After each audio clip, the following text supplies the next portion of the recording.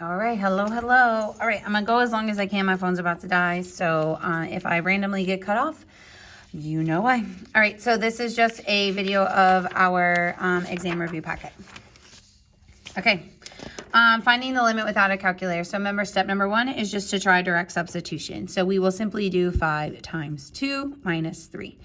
Okay, that's going to give me 10 minus 3, which is 7. So this is going to be my answer. The only time you have to do anything funky is if it gives you 0 over 0 or infinity over infinity, which is what happens right here. So we need to show that this is going to go to 0 on both. Okay, so we need to show that the limit as t approaches 2 from the top, t squared minus 4, that's going to be 0. And then we individually show the bottom, t squared minus 3t plus 2, which is 4 minus 6, which is going to be negative 2 plus 2 is 0. So this qualifies for L'Hopital's rule, or you could factor and cancel. So I'm just going to go ahead and do L'Hopital's because that will be the easiest. So this is going to be 2t over 2t minus 3. And then I'm going to go ahead and do direct substitution one more time. Okay, when I do that, that's going to give me the answer of 4. So the way L'Hopital's works is that if right here, after I plugged it in, if I got another 0 over 0 or infinity over infinity, I would just L'Hopital one more time. All right, over here, I'm going to go ahead and plug in 1. I'm going to just do a quick check to see if I can just do direct or if I need to split it up. So 1 minus 2 is negative 1. Negative 1 plus 1 is 0. 1 plus 1 is 2. Okay, so I end up with a 0 over 2, which is okay. 0 in the numerator is okay. This answer is just 0. All right, so we just repeat the same process down here. Okay, so I'm going to plug in negative 3, see what happens. Okay, that's going to be 0 over 0. So I need to show, like, now, if it's multiple choice, no, you don't need to show this. But if it's FRQ, yeah, you need to split it apart and show the numerator and denominator separately. You need to show that both of those limits are approaching 0. Okay, so because of these are approaching 0, we can do L'Hopital's. So that's going to be the limit as t approaches negative 3. Wow, I took the long way on the other ones.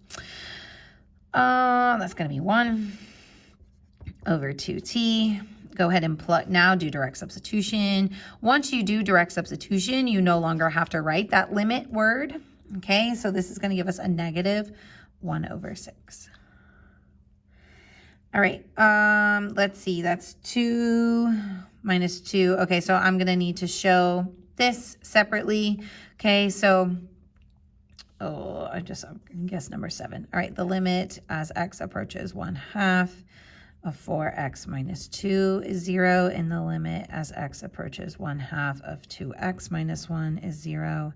So we're going to L'Hopital again. Again, remember, L'Hopital applies to fractions. Okay, L'Hopital applies to fractions. And even though when we first learned this in Unit 1, we did not do L'Hopital. Now that we know what L'Hopital is, like, use it.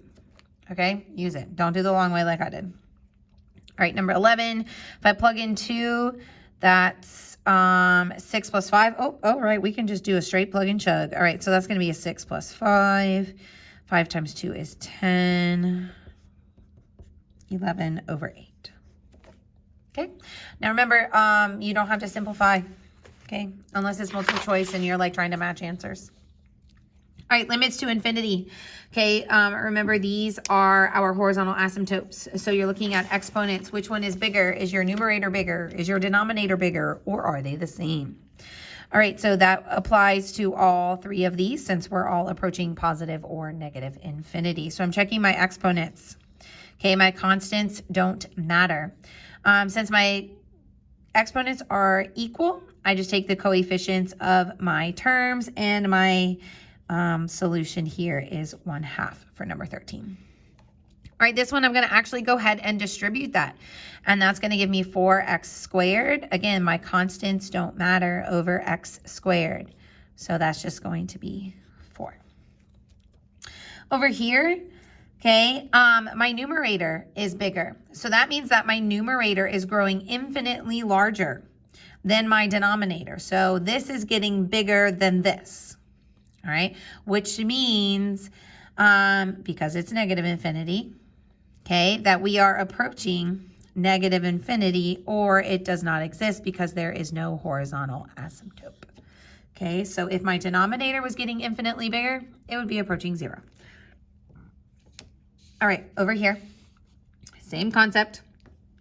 Well, for 23. All right, for 22, I'm going to do direct substitution and see how it goes. Again, once I do direct substitution, I do not need to write the word limit. All right, so if I plug in pi halves, all right, this is just going to give me 3 pi halves. 5 times cosine of pi over 2 is 0. Negative 2 sine of pi over 2 is 1. So that disappears, and we're left with 3 pi over 2 over negative 2. Keep, change, flip. And this is going to give me a negative 3 pi over 4. All right, this one right here, again, my constants don't matter. Let's pay attention to here. All right, let's figure out which one is growing faster. All right, so we can kind of do like direct substitution. E to the negative infinity, careful, that's important, over infinity squared. All right, which one's growing infinitely larger? Quicker. This one, because this, remember, is 1 over e to infinity times 1 over infinity squared. All right, now it looks so much better. Now we can see that my numerator is staying the same, but my denominator is growing infinitely larger, infinitely faster. So if my denominator, okay, is growing larger, faster, then it is approaching 0. Oh, that was the back of that. All right.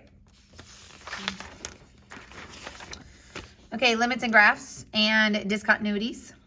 Okay, so the limit as x approaches negative 1. So as x approaches negative 1, both sides from the left and from the right are approaching positive 1.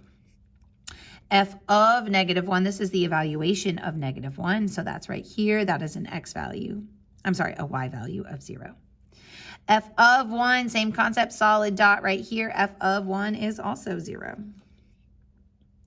All right, as x approaches positive 1, all right, if I approach positive 1 from the left, I get 0. If I approach positive from the right, I get 3. So because they do not match, it does not exist. All right, the limit as x approaches negative 3. Here's negative 3. The limit from the left, the limit from the right, positive 1. This is 1 from the right. So 1 from the right is going to be 3. Remember that open circle is only important when we are evaluating. It is not important when it comes to the limit. All right. As x approaches positive infinity, so as we go infinitely this way, well, I have a horizontal asymptote. So I am approaching that horizontal asymptote of 1. All right. When I go the opposite way, when I go towards a negative infinity, this graph is approaching 0. It's approaching the x-axis. All right, the limit is as x approaches negative 2. We have a vertical asymptote here. You have multiple options. You can say that it's approaching positive infinity, or you can say that it does not exist.